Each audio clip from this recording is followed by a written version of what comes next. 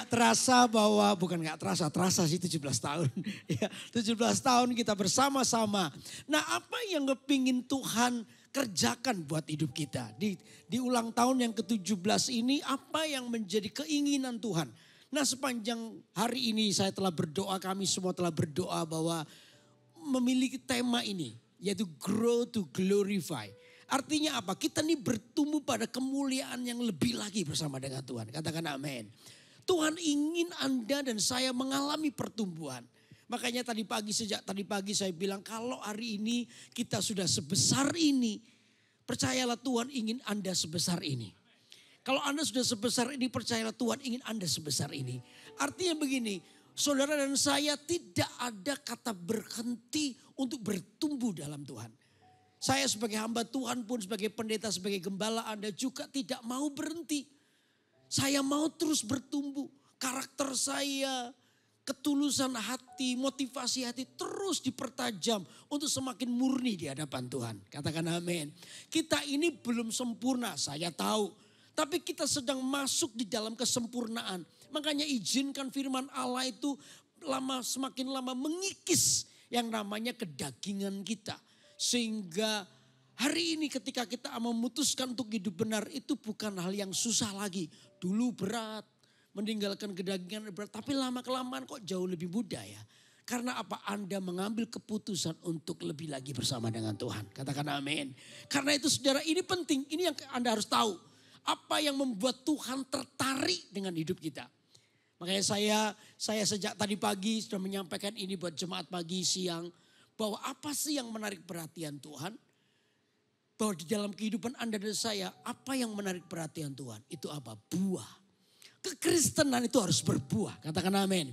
Kalau ada hal yang menarik Tuhan adalah bagaimana hidup Kristen kita ini berbuah. Jadi orang Kristen biasa aja itu gak cukup saudara. Saudara harus mengambil keputusan bahwa saya harus berbuah. Ayo kita coba baca dulu ya sejak awal ya. Saya khotbah harus sepanjang hari ini di Yohanes pasal 15.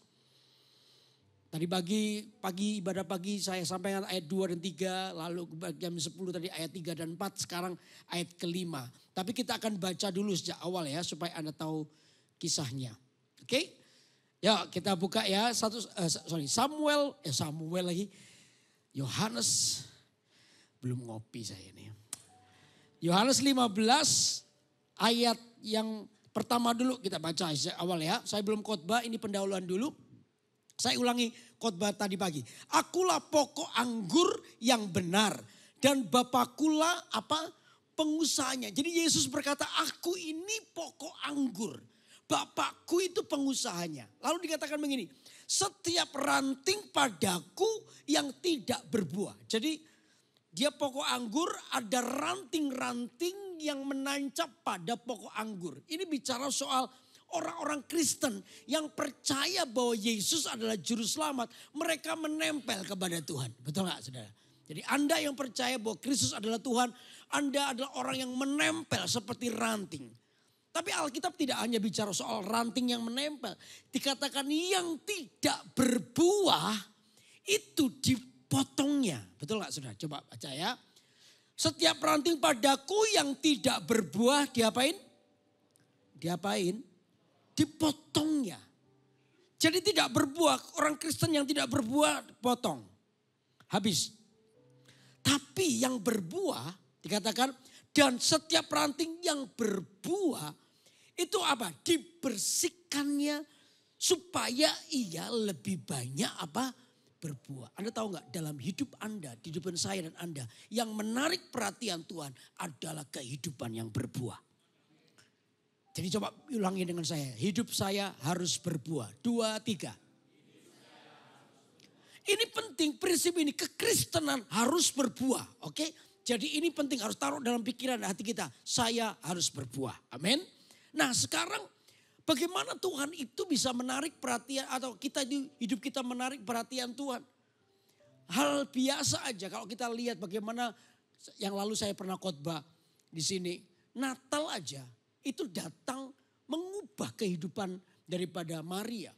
Maria ini seorang wanita yang saleh, taruh orang Kristen yang biasa baik. Ya, Maria itu suka rajin ke sinagog atau ke gereja. Jadi orang Kristen baik gitu. Gak ada masalah, gak pernah dugem, gak pernah narkoba, gak pernah ke nightclub, gak pernah, baik-baik orangnya. Hidupnya tenang, damai. Tapi satu hari Tuhan itu tadi saya bilang, untuk jadi orang Kristen baik saja itu gak cukup. Saudara harus berani untuk berbuah. Makanya kadang dalam hidupan kita Tuhan itu kayak apa ya? Kayak dengan sengaja menendang rasa aman kita. Mau jadi baik-baik gak usah. Kan Anda harus melebihi itu. Apa yang dilakukan oleh Tuhan? Tiba-tiba Tuhan datang kepada Maria. Malam-malam Maria sudah mau siap-siap mau tidur. Tiba-tiba Tuhan datang. Malaikat Tuhan datang, mak bejundul. Lalu ditanya, Maria, apakah kamu cinta Tuhan? Sungguhan, iya. Oke, karena kamu cinta Tuhan, maka malam ini kamu akan hamil oleh Roh Kudus. Saudara bisa ngerti perasaan Maria gak? Ada yang gak usah angkat tangan ya, saya tanya ada. Ada saudara wanita yang belum menikah, masih punya pacar. Tiba-tiba kalau saya tanya apakah Anda mengasihi Tuhan, pasti jawabannya iya. Tapi tiba-tiba nanti malam, tiba-tiba malaikat Tuhan datang dan berkata gini, oke, Ling-Ling, Mimi, Endang, siapa lagi? Shoai. Apakah kamu cinta Tuhan? Oke, karena kamu cinta Tuhan, malam ini kamu akan hamil oleh Roh Kudus. Perasaan Anda bagaimana coba? Waktu Maria itu Roh Kudus gak terlalu terkenal. Roh Kudus gak terlalu dibicarakan. Tiba-tiba Maria yang notabene wanita baik tanda kutip. Itu harus hamil di luar nikah dan dia tahu bahwa itu kehendak Tuhan. Ternyata kehendak Tuhan itu kadang mencoba menjungkirkan rasa aman kita. Berani enggak Anda bukan hanya sekedar jadi orang Kristen yang baik, tetapi berani enggak kita ini menjadi orang yang taat kepada Tuhan sekalipun ketaatan itu beresiko. Berani enggak kita menjadi orang Kristen yang taat sama Tuhan. Kadang-kadang di tempat kerja di mana berani enggak kita berkata tidak kepada dosa sekalipun ketika Anda berkata tidak itu ada risiko yang besar Anda hadapi. Anda mungkin dibenci oleh teman-temanmu. Mungkin Anda dikatain sok suci lah. Kepingin masuk surga kah? Atau macam-macam. Saya mau beritahu buat Anda itu hal yang lumrah. Karena apa? Kebenaran itu selalu melukai dosa. Sehingga ketika Anda hidup dalam kebenaran resikonya pasti ada. Nah disinilah kita ini bertumbuh atau tidak. Bagaimana Anda berani mengambil keputusan untuk taat sekalipun ketaatan itu berisiko. Nah disinilah Tuhan mau kekristenan kita hidup. Katakan amin. Halo amin. Amin. Amin. Nah inilah yang Tuhan mau. Makanya itu saya tadi bilang kalau Anda sudah seperti besar ini Tuhan tuh mau begini. Tuhan tuh mau kita berbuah. Ya kita ini berbuah dan itu yang Tuhan mau. Karena itu ayat ketiga dan 4 kita baca. Saya gak khotbahin ini cuma ngulang aja. Kamu memang sudah bersih. Nah dikatakan kamu itu sudah bersih. Karena firman yang telah kukatakan kepadamu. Tinggallah di dalam aku dan aku di dalam apa? Kamu sama seperti ranting tidak dapat berbuah dari dirinya sendiri. Kalau ia tidak tinggal dalam pokok anggur. Demikian juga kamu tidak berbuah jikalau kamu tidak tinggal di dalam aku. Jadi setelah Anda harus berbuah, Anda itu harus tinggal di dalam Tuhan. Tadi sebelum ibadah ibadah kedua ini saya bilang bagaimana kita tinggal dalam Tuhan. Ya, hatimu harus siap diajar. Tuhan melindungi kita itu bukan soal begini loh. Oh Tuhan tuh melindungi saya, kayak misalnya saya tadi mau kecelakaan, nggak jadi deh. Tuhan meluputkan saya, kurang 5 cm tiba-tiba mobilnya itu minggir sendiri nggak nabrak saya, puji Tuhan. Ya itu betul, itu dilindungi Tuhan. Tapi di Mazmur 90 bentuk perlindungan itu bukan begitu. Bukan itu maksudnya. Ada yang bilang gini, oh Tuhan terima kasih aku tadi mau dijambret orang loh. Nggak jadi puji Tuhan. Karena yang mau jambret aku dijambret dulu sama orang lain. Aduh thank you Tuhan. Gitu. Ya itu bentuk perlindungan Tuhan. Tapi bentuk perlindungan Tuhan yang dimaksud Mazmur 90 itu bukan begitu. Tapi perlindungannya itu gini, hati yang bersih. Supaya Anda gak terjebak dengan double life. Hati yang bersih. Hati yang bijaksana. Amin. Itu namanya tinggal di dalam Tuhan. Lalu yang kedua tinggal di dalam Tuhan artinya tetap konsisten. Bagaimana kita konsisten untuk terus kerajinan kita nggak kendor. Yang ketiga, kita mulai memikirkan apa yang menjadi keperluan Tuhan. Itu namanya tinggal di dalam Tuhan. Nah, sekarang yang ketiga ini apa? Coba ayat yang kelima.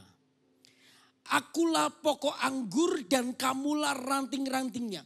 Barang siapa tinggal di dalam aku dan aku di dalam dia, ia berbuah apa? Banyak. Sebab di luar aku kamu tidak dapat berbuat apa-apa. Dikatakan di luar Tuhan kamu tidak bisa berbuat apa-apa. Anda rindu berbuah banyak? Halo, amin. Nah, sekarang kalau Anda mau berbuat banyak berarti Anda tinggal di dalam dia. Maksudnya begini, supaya kita berbuat banyak di luar Tuhan. Harus ada pengertian nih, di luar Tuhan aku gak bisa buat apa-apa. Ini penting buat kita. Makanya siang ini saya akan khotbahkan ini. Di luar Tuhan Anda semua termasuk saya juga tidak bisa berbuat apa-apa. Karena apa? Di dalam Tuhan itulah hidup kita berada dalam perlindungannya. Katakan amin. Di luar Tuhan itu ada banyak hal yang salah. Makanya saya kalau mau berkata buat diri saya secara pribadi. Kalau saya lagi ngalami proses Tuhan boleh hancurkan Yudi Kusmanto. Kalau misalnya bentuk karakter atau apa, saya bilang Tuhan kalau aku mau hancurnya itu di tangan Tuhan. Jangan sampai aku kecewa lalu keluar daripada Tuhan. Meninggalkan pelayanan karena kecewa lalu keluar. Aku hancur di dunia itu jauh lebih bahaya. Lebih baik kalau aku hancur hari ini, hancur di tangan Tuhan. Kenapa? Karena Tuhan itu sang penjunan. Dia akan susun lagi. Batu liat itu akan dibangun lagi menjadi batu yang bagus. Katakan amin. Halo, amin. Apapun yang Anda alami, ayo janji bukan dengan saya juga gak apa-apa. Saya mau tetap tinggal di dalam Tuhan. Ayo, apapun yang terjadi saya mau tetap tinggal di dalam Tuhan. 2, 3. Kenapa kita perlu tinggal? Karena di luar Tuhan kita gak bisa buat apa-apa. Halo, amin. Karena itu, untuk supaya tinggal dalam Tuhan ini perlu bedanya. Saudara, perbedaan, mari kita coba baca ya. Di Matius pasal 25, ini bedanya. Matius pasal 25. Ayat yang pertama. Ya, Matius 25 ayat pertama. Kita baca ya.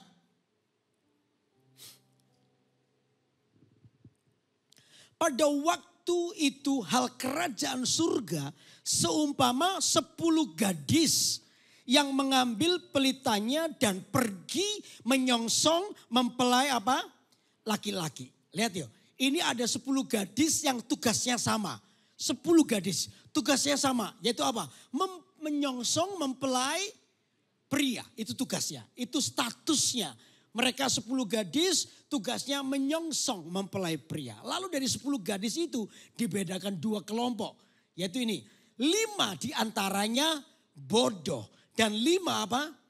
Bijaksana. Lupanya Alkitab membedakan 10 gadis yang statusnya sama. Yaitu apa? Penunggu mempelai pria dibedakan 2. Yaitu 5 yang bijaksana dan 5 yang bodoh. Kenapa Alkitab membedakan itu? Coba lihat ini ya. Ayat ketiga, gadis-gadis yang bodoh itu membawa pelitanya. Tetapi tidak membawa apa? Minyak. Sedangkan gadis-gadis yang bijaksana itu membawa pelitanya dan juga minyak dalam buli-buli mereka. Oh, perbedaannya itu di minyak. Bodoh itu tidak membawa minyak. Tidak ada persiapan minyak. Sedangkan yang bijaksana itu ada minyaknya. Mungkin pada waktu mereka dilatih, oke, udah 10 ini gadis ya, kamu tugasnya adalah menunggu mempelai pria. Oke, ini sudah ada lampu, ini sudah ada lampu, ini sudah tak kasih minyak 10 penuh. Nah, ini ada uang sisa, karena kita tidak tahu kapan mempelai datang, betul? Oke, uang sisa ini pakailah seperlunya untuk membeli minyak supaya minyak itu tetap menyala. Oke, sudah. Nah, dari pembagian uang itu ternyata perbedaan terjadi. 5 gadis bijaksana itu langsung pergi membelanjakan uangnya tadi dengan minyak. Dia taruh minyaknya di tempat cadangan. Udah, untuk ini kan tugas minyak uang ini kan untuk menyambut mempelai pria. Oke, sudah. Sedangkan yang bodoh tidak. Yang bodoh itu berkata, mungkin waktu nanti mempelai datang masih nyala. paling mungkin 1 jam 2 jam lagi lah masih nyala. Udah 5 ini untuk membeli yang lain. Membeli sepatu kah, membeli jas kah, membeli makanan kecil kah. Untuk mengenyangkan perutnya. Uangnya dipakai untuk menyenangkan diri mereka. Udah. Nah bedanya di sini statusnya sama tapi minyaknya beda. Begitu suatu saat mempelai itu sudah mulai datang yang mungkin lampunya sama-sama mau matinya. Yang bijaksana gampang karena dia punya cadangan diisi lagi penuh dan nyala lagi. Sedangkan yang bodoh itu tidak pernah mempersiapkan dirinya. Akhirnya mereka mulai kehabisan. Dan betul-betul habis. Akhirnya pelita itu dalam keadaan mati. Sehingga mereka mulai coba, aduh gimana, ada uang sedikit, ada. Akhirnya mereka urunan, ayo kita cari minyak dikit-dikit aja lah. Mereka pergi, waktu mereka pergi itulah mempelai pria itu datang. Dan mereka didapati cuma 5 yang siap, 5 tidak. Nah apa bedanya bodoh dengan bijaksana? Bedanya itu di minyaknya. Saudara tahu enggak? Bagaimana kita tinggal di dalam Tuhan? Bedanya itu gini, statusnya sama. Nempel kepada Kristus, betul? Kita ini seperti nempel pada pokoknya. Itu status kita, Kristen. Tapi perbedaannya adalah buahnya. Kita mau berbuah atau tidak? Kalau kita tidak mau berbuah tanpa sadar, kita ini seperti 5 gadis yang bodoh. Yang menggunakan kesempatan waktu untuk kesenangan hidup kita. Tidak pernah memikirkan bagaimana kekristenan itu harus berbuah. Kita cuma hidup untuk diri kita sendiri. Nah ini bedanya. Sedangkan 5 gadis bijaksana mereka adalah yang terus memikirkan hidup kekristenanku tidak boleh begini-begini saja. Saya harus berbuah. Dan untuk itulah saya mau menyiapkan hati saya. Perbedaan di antara mereka adalah minyaknya. Sehingga itu yang menyalakan statusnya. Saudara, status kita tidak boleh berhenti atau tidak boleh mati. Status kita harus menyala-nyala. Halo amin. Ini yang membuat harinya saya memutuskan mengambil sebuah tema dalam Natal ini adalah Natal lagi. Kurang kopi Pak. Ulang tahun 1:30 ini ibadah yang penuh dengan kemuliaan sebenarnya. Apa tadi? Temanya adalah grow to glorify. Bagaimana kita bertumbuh, yang membedakan bodoh dan bijaksana adalah minyaknya. Hari ini Anda Kristen minyakmu sudah padam atau masih berapi-api. Nah ini bedanya. Saya selalu bilang buat diri saya nggak boleh padam. Saudara pikir pendeta bisa padam? Oh bisa. Kalau kita ini cuma bangga dengan status, jabatan, tapi nggak pernah mikirkan fungsi, saya mungkin akan jadi pendeta yang padam. Tapi saya berkata, Tuhan jangan sampai aku padam. Kalau aku padam, jemaat ikut padam. Tapi aku harus menyala-nyala. Katakan amin. Minyak itu tidak boleh habis. Banyak waktu di mana saya seorang diri sendirian di rumah. Saya menyembah Tuhan. Saya bilang, Tuhan isi hatiku dengan minyak. Ini yang membuat statusku sebagai anak Tuhan itu terus menyala. Karena minyaknya tidak pernah kubiarkan habis. Saudara, itu bedanya. Anda hari ini minyakmu sedang utuh atau habis? Ayo, kalau minyak kita sudah habis, mari kita memperbarui. Mumpung ini pasti ada waktu. Tuhan ingin Anda terus menyala. Katakan amin. Halo amin. Itu bedanya. Gak boleh setiap orang membiarkan apinya itu padam. Makanya itu mengikut Tuhan jangan separuh-separuh. Jangan kompromi dengan dosa. Ayo minyak itu, uang yang ada itu belikan minyak. Supaya terus api itu menyala-nyala di lampu saudara. Statusmu itu terus menyala jadi orang Kristen yang bertumbuh. Bukan jadi orang Kristen yang mati. Halo amin. Orang Kristen yang terus bertumbuh, terus nempel. Biar dibersihkan oleh Tuhan tapi tetap berbuah. Itu namanya orang Kristen yang menyala. Kita tidak sedang mati. Amin saudara. Kita nggak sedang berkompromi. Kita menjadi orang yang tegas. Memang kadang dunia ini penuh dengan godaan. Apa yang membuat kita itu padam? Karena dunia ini mencoba menarik Anda turun. Ya, jangan jadi orang yang cuma kelihatan. Makanya tadi pagi saya bilang, apa sih musuh besar yang sering disuntikkan dalam hidup kita itu apa? Namanya kemunafikan. Kita itu paling gampang seolah-olah kepingin kelihatan baik di luar. Tapi jujur aja dalam kita ini habis. Kita tuh mau kelihatan baik, tapi jujur aja dalam kita ini sudah mati. Makanya Tuhan tadi saya bilang, Tuhan tuh gak suka hanya supaya Anda kelihatan baik. Orang Kristen yang baik-baik, no, Anda harus berani taat. Sekalipun ketaatan itu beresiko buat hidup Anda. Itu namanya maju, bertumbuh. Amin. Halo, amin. Makanya itu yang pertama poin 1 ini. Ayo mengikut Tuhan harus total sepenuhnya. Minyak itu harus menyala-nyala. Coba Keluaran pasal 32. Baca ya, Keluaran 32.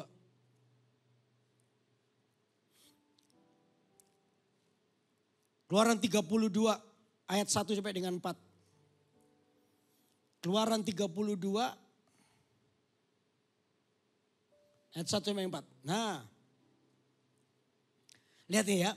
Ketika bangsa itu melihat bahwa Musa mengundur-undurkan turun dari gunung itu, maka berkumpulah mereka mengerumuni Harun dan berkata kepadanya, mari buatlah untuk kami Allah yang akan berjalan di depan kami. Sebab Musa ini orang yang telah memimpin kami keluar dari tanah Mesir, kami tidak tahu apa yang telah terjadi dengan dia. Jadi suatu hari itu Musa lagi berdoa di Gunung Sinai untuk mendapatkan 10 perintah Allah. Sedangkan di bawah ini masyarakat orang-orang Israel lagi chaos nih. Nunggu kapan Musa ini turun. Mereka nggak tahu juga kabarnya Musa bagaimana. Sudah mati atau masih hidup di atas. Akhirnya mereka mendatangi Harun. Harun, kami nggak tahu ya nasib Musa bagaimana. Musa ini, mereka mulai mengeluh, Musa ini jago memimpin keluar dari Mesir, tapi dia gagal bawa kita masuk ke negeri perjanjian. Kamu aja deh. Kamu aja, buatlah kami Allah kami yang bisa menuntun kami masuk. Wah saudara, Harun ini seorang imam. Notabene seorang imam. Seorang yang seharusnya lebih rohani. Betul gak saudara? Tapi coba lihat usulnya Harun apa? Kelihatan Harun itu seorang pendeta. Tapi telah mengalami sebuah penurunan di dalam minyaknya. Orang ini coba lihat. Lalu ayat 2, berkatalah Harun kepada mereka. Tanggalkanlah anting-anting emas yang ada pada telinga istrimu, anakmu laki-laki dan perempuan. Dan bawalah semuanya kepadaku. Lalu seluruh bangsa itu menanggalkan anting-anting emas yang ada pada telinga mereka. Dan membawanya kepada Harun. Diterimanya itu dari tangan mereka, dibentuknya dengan pahat. Dan dibuatnyalah daripadanya anak lembu tuangan. Kemudian berkatalah mereka, hai Israel, inilah Allahmu yang telah menuntun engkau keluar dari tanah Mesir. Wow, waktu kan mereka lagi nunggu Musa nih. Musa kan gak jelas turun apa enggak. Akhirnya mereka datang kepada Harun. Ini kita gak tahu nasibnya Musa di atas gimana nih. Ayo kamu tuntunlah gimana. Lalu tiba-tiba dari Harun, seorang imam Harun. Dia bilang gini, oke sekarang gini. Tanggalkan semua emas yang ada pada istrimu, anak-anakmu. Semua kumpulkan emas kumpulannya. Wah setelah orang Israel mengumpulkan emas. Lalu Alkitab berkata dipahatnya lah dari emas itu. Apa itu? Patung lembu emas. Buatlah patung lembu emas. Begitu lembu emas itu jadi. Lalu Harun bilang gini. Ayo orang Israel, inilah Allahmu. Dia tunjuk ke lembu emas. Inilah Allahmu. Kenapa Harun bisa begitu? Pertama, Harun itu cuma ingin dikenal baik. Dia ingin menyenangkan orang Israel dengan cara kompromi dengan dosa. Saya percaya Harun tahu betul bahwa Allah itu hanya Allah Israel. Betul gak? Tapi hari itu dia kompromikan demi diterima orang lain. Alkitab jelas berkata ini. Kalau aku cuma mau menyenangkan manusia, aku itu tidak layak disebut hamba Kristus. Di mana itu Galatia. Ntar buka ya gak apa-apa ya. Ini saya lupa ayatnya tapi coba Galatia. Yang keluar tadi ditahan ya. Galatia berapa itu? Mungkin istri saya bisa tolong. Galatia 1 ayat 10. Betul gak? Kalau salah ampunilah saya. Galatia 1 ayat 10. Betul ya?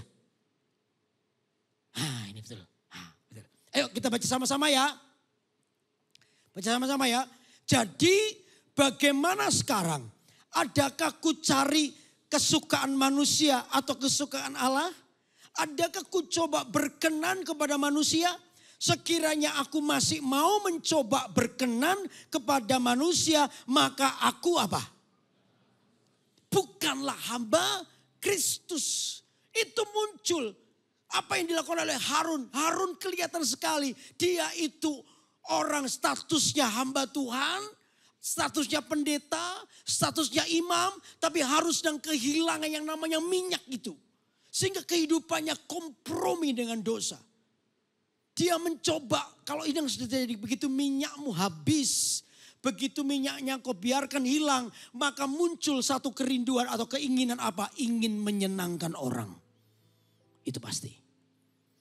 Anda kompromi dengan dosa demi menyenangkan orang. Kalau sudah seperti itu tanda minyak itu sudah mulai hilang. Dan Anda seperti, maaf ya, seperti limbah gadis yang bodoh. Statusnya punya, tapi orang ini sedang kehilangan minyak. Harun itu lakukan itu. Saya nggak percaya kalau Harun nggak mengerti. Dia seorang imam. Harusnya dia lebih rohani daripada yang lain. Tapi justru dari seorang imam itu. Maka nasihatnya muncul apa? Kumpulkan emas. Lalu dia kumpulkan emas. Dia buat pahatan patung lembu emas. Lalu menyuruh orang Israel. Inilah Tuhanmu. Inilah Allahmu. Wow. Waktu saya baca ini muncul dari seorang yang namanya Imam Harun. Saya cuma lihat ini, orang ini sudah kehilangan minyaknya. Kalau saya sudah kehilangan minyaknya, saya akan mengajar Anda kepada sesuatu yang coba menyenangkan telingamu. No. Di tempat ini kita belajar sesuatu. Di tempat ini Anda bertumbuh. Halo amin. Sekalipun saya nggak perlu berkata-kata kasar, enggak. Tapi saya berkata tegas bahwa kita harus berbuah, harus bertumbuh. Jangan jadi orang Kristen yang biasa-biasa. Katakan amin. Halo amin. Saya juga bilang buat diri saya, kalau kamu sudah kehilangan minyak, mungkin kamu akan gampang kompromi. Yudi, kamu akan gampang kompromi. Kamu akan terpengaruh dengan situasi ini. Ya, kesalahan yang kedua yang Harun. Kesalahan pertama adalah Harun ingin menyenangkan orang. Kalau orang sudah kehilangan minyak, itu tandanya satu. Harun ingin menyenangkan orang. Lalu yang kedua apa kesalahan Harun? Anda tahu Harun itu terpengaruh dengan namanya budaya Mesir. Anda tahu budaya Mesir? Budaya apa tahu? Mereka itu suka bikin patung dan menyembahnya. Jadi kalau jangan heran kalau di Mesir ada banyak patung-patung piramid dan sebagainya. Itu mereka sembah. Dan mereka suka untuk menyembah. Itu budaya Mesir. Rupanya Harun ini memang secara fisik dia keluar dari Mesir. Tapi mengeluarkan Mesir dari hatinya itu lama, saudara. Betul nggak? Kalau orang mau dibebaskan Tuhan oke. Orang Israel telah dibebaskan. Mereka sudah keluar dari Mesir tuh. Buktinya mereka ada di padang gurun, betul nggak? Mereka sudah tidak ada di Mesir, betul nggak? Tapi mengeluarkan Mesir dari hidup mereka itu butuh waktu, butuh keputusan. Kalau kita dalam keadaan lemah, minyak kita habis. Oh paling gampang kita kembali kepada budaya itu.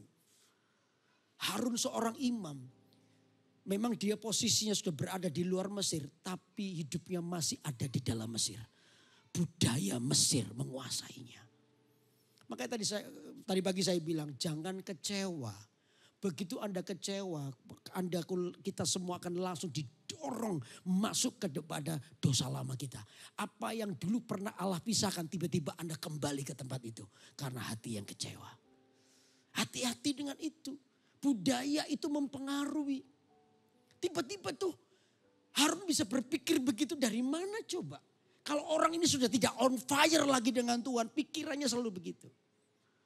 Kalau saya nggak on fire dengan Tuhan, mungkin pemikiran saya adalah Mesir, dosa. Itu yang saya pikirkan. Dengan cara-cara yang salah. No. Melayani Tuhan butuh sebuah ketulusan. Katakan amin. Halo amin. Budaya Mesir itu telah menguasai. Budaya Mesir itu telah ada dalam kehidupan seorang yang namanya Harun. Dia buat kesalahan karena apa? Minyaknya mati. Dia enggak totalitas mengikut Tuhan. Seperti wanita yang bodoh tadi saya bilang. orang ini statusnya imam. Statusnya mungkin orang Kristen. Statusnya mungkin anak-anak Tuhan, statusnya. Tapi orang ini sudah kehilangan minyaknya. Maka bisa dipastikan kalau orang sudah kehilangan minyak, pertama dia ingin menyenangkan orang. Sungkan itu mendominasi hidupnya. Nanti apa kata mereka, ya sudahlah dosa dikit-dikit gak apa-apalah. Tuhan yang mengerti. Anda akan berusaha untuk menghargai perasaan orang daripada perasaan Tuhan. Itu bahaya. Lalu yang kedua apa? Budaya Mesirnya itu menguasai. Budaya Mesirnya itu menguasai dia. Sehingga dia gak bisa melihat apa yang menjadi kepentingan Tuhan. Ya, dia cuma langsung tiba-tiba masuk di dalam budaya kota. Kota-kota kita ini punya banyak budaya yang salah.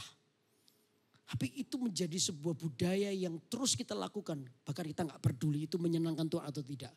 Ikut aja. Itu bahaya. Oke. Lalu yang ketiga, kesalahan Harun itu apa? Meremehkan yang namanya hadirat Tuhan. Masa dia boleh menyamakan Tuhan yang maha besar. Yang dia tahu harusnya bahwa Tuhan itu sesuatu yang besar, yang luar biasa. Dia samakan Tuhan itu dengan patung emas ini loh. Dia bilang, ini loh Tuhanmu, ini loh yang memimpin kamu keluar dari Mesir. Wow. Dia samakan Tuhan yang besar itu dengan patung. Saudara, kalau Anda sudah kehilangan api atau minyak, kecenderungan untuk itu pasti ada. Akhirnya kau samakan sesuatu itu dengan yang lainnya. Makanya saya bilang sama bapak-bapak. Ya kemarin beberapa waktu selalu saya tegur. Bukan saya tegur, saya memberitahu lah. Bapak-bapak, Pak, jangan terlalu sibuk bekerja. Saya percaya sih kalau Bapak bekerja, Bapak pasti bisa menjadi kaya. Saya percaya. Tapi Bapak sedang kehilangan apa? Pertama, hubunganmu dengan anakmu. Kau terlalu sibuk. Loh Pak, tapi kan saya bekerja untuk keluarga. Saya ini mencintai keluarga, saya mencintai istri dan anak-anak saya. Makanya saya bekerja untuk mereka. Saya ini bekerja supaya mereka dapat penghidupan yang baik. Saya bekerja untuk mereka. Saya bilang sama dia, kamu aneh ya, lucu ya. Kamu bekerja karena kamu cinta keluarga. Tapi yang sekarang yang kamu korbankan adalah keluargamu. Kamu dikatakan cinta dari mana? Betul gak? Kamu cinta keluarga, bekerja untuk mereka, tapi yang sedang kamu korbankan adalah anak-anak dan istrimu. Kamu gak punya waktu dengan anak dan istrimu. Kau sedang membiarkan mereka, anak-anakmu itu hidup tanpa ayah. Daerah Amerika, daerah gelap itu apa ya? Yang gelap, yang banyak kerusuhan tuh. Apa? Daerah yang, saya lupa daerahnya. Dia ulang gini. Mereka itu ada anak-anak yang hidup tanpa ayah. Tapi punya ayah. Ngerti maksud saya? Liar gitu. Anak-anak muda gak tahu etika. Karena apa? Mereka gak punya ayah. Ada ayah tapi ayah tidak berfungsi di rumahnya. Karena sibuk bekerja. Saya bilang sama dia, kamu bekerja keras untuk keluarga tapi kamu sedang mengorbankan keluargamu. Itu sesuatu yang aneh. Kamu biarkan anak-anakmu tumbuh tanpa perhatianmu. Itu namanya Anda sedang menukarkan sesuatu yang kekal kepada yang sementara. Gak boleh, saya bilang. Boleh kerja sibuk tapi ingat ada waktunya, kamu harus punya waktu dengan keluargamu. Harus anak-anakmu itu butuh kamu. Ya apa? Coba lihat sekarang anak-anakmu bandel semua, nakal, berontak. Karena memang waktu datang ke saya itu konseling bagaimana mengatasi anak-anak saya yang berani sama saya. Ya karena kamu gak punya waktu. Saudara, kita kompromikan itu demi keuntungan diri kita sendiri. Sama dengan dosa Harun. Dia samakan Tuhan dengan dengan patung emas. Kelihatan sekali kekristenan tanpa minyak. Halo amin. Hati-hati dengan ini. Halo amin. Ya, yang pertama itu saudara. Perbedaan garis perbedaan mengikuti Tuhan harus total sepenuhnya. Lalu yang kedua apa? Yang kedua, ingat ya, bukan status tetapi kehidupannya. Ini yang penting. Yang kedua bukan status tapi kehidupannya. Kristen itu bukan sekedar label. Tapi kekristenan itu bicara soal kehidupan. Makanya bertumbuh di dalam Tuhan itu penting. Berbuah di dalam Tuhan itu penting. Karena apa? Bukan statusnya. Tapi buahnya. Tuhan ingin melihat bagaimana Anda berbuah. Katakan amin. Halo amin. Inilah alasannya kenapa Tuhan datang kepada Maria untuk menyatakan kehendaknya. Dia pakai seorang perawan Maria untuk melahirkan Yesus. Sesuatu yang bagi Maria mungkin ini berat. Nanti kalau dia dikenal, aduh gimana ya kata orang ya. Ya rumahnya Maria itu, kalau saya pernah ke Israel, rumahnya Maria depannya itu ada sinagog. Sinagog itu bukan hanya tempat ibadah, tapi juga tempat anak-anak kecil belajar. Berarti Anda bisa bayangkan ya, rumahnya Maria itu penuh orang lalu lalang. Tiba-tiba Maria ambil dengan perutnya besar keluar. Lalu bilang, loh Mar, kamu sudah hamil tak? Loh kapan menikahnya? Kok kamu gak ngundang saya? Suamimu siapa? Roh Kudus. Loh Roh Kudus itu anak RT berapa? Gak ada yang kenal. Maria mungkin banyak ngalami kayak begitu. Iya. Dia bukan hanya status, kadang-kadang diizinkan mengalami itu. Bagaimana kita diizinkan mengalami kayak begitu. Yusuf apalagi. Yusuf itu kata Alkitab tulus hatinya loh. Kalau Anda baca di Matius 1 ayat 18 itu tulus hatinya. Yusuf itu tulus, tapi ketulusannya bukan ketulusan terhadap Tuhan. Ketulusannya itu hikmat manusia. Ya, kalau coba keluarkan sebentar ya, Matius 1 ayat 18 ya, masih ada waktu ya. Matius 1 ayat 18 coba. Belum ya. Ini dia. Kelahiran Yesus Kristus adalah seperti berikut. Pada waktu Maria ibunya bertunangan dengan Yusuf, ternyata ia mengandung dari Roh Kudus sebelum mereka hidup sebagai suami istri. Terus ayat ke-19. Karena Yusuf suaminya seorang yang apa?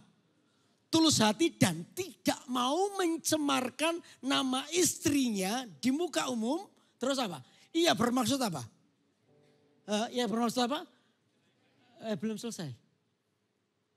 Dia bermaksud apa? Menceraikannya dengan diam-diam. Coba perhatikan. Yusuf itu seorang yang tulus. Kedua, dia tidak mau menceraikan, tidak mau mempermalukan Maria di muka umum. Tapi yang ketiga, dia mau menceraikan Maria diam-diam. Menurut Anda, Yusuf ini sedang melindungi Maria atau melindungi dirinya sendiri? Dirinya sendiri. Kenapa? Supaya dia tidak dianggap sebagai seorang yang telah menghamili Maria. Yusuf itu tulus, tapi ketulusannya itu ketulusan manusia yang ujung-ujungnya selalu kepingin untuk kepentingan diri sendiri. Ketulusan kita itu Anda baik dengan saya, setia ke gereja, deketin saya baik. Atau deketin Pak Jif lah, saya deket saya. Supaya apa? Pak, nanti ujung-ujung Pak, saya boleh gak pelayanan tanpa MSC? Nah gitu kan. Karena saya Anda kasih kue tar tiap hari, saya jadi sungkan. Tapi puji Tuhan saya gak sungkan. Saya berkata, nehi semerikidi tetap ikut MSC.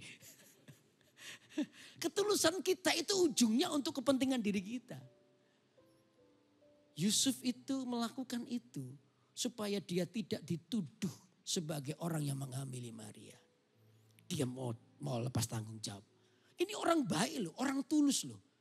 Tapi Tuhan mau ketulusannya bukan hikmat manusia, tapi ketulusannya hikmat Tuhan. Halo amin. Berani berkorban bagi Tuhan. Berani hidup bagi Tuhan. Ini kekristenan. Yusuf diam-diam dia datang ke rumahnya Maria. Dia mau menceritakan ke Maria bagaimana rencana pernikahannya. Oh, ini bagus ya Mar.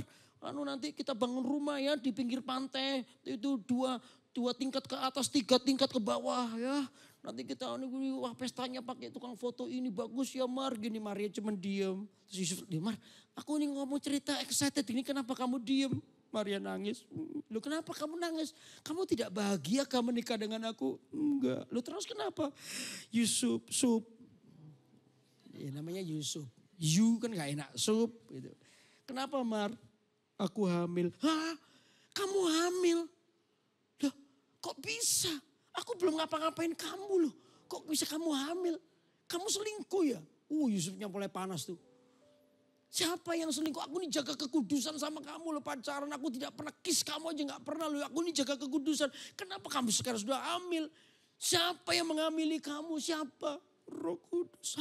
Roh Kudus? Keponakannya siapa dia? Kampung mana dia kok bisa begitu? Roh Kudus. Waduh Yusuf pingin meninggalkan Maria. Tapi ternyata gak cukup jadi orang baik. Tuhan pingin Anda taat kepada Tuhan. Mengikut Tuhan itu kadang-kadang berisiko seperti ini. Akhirnya Yusuf dapat mimpi.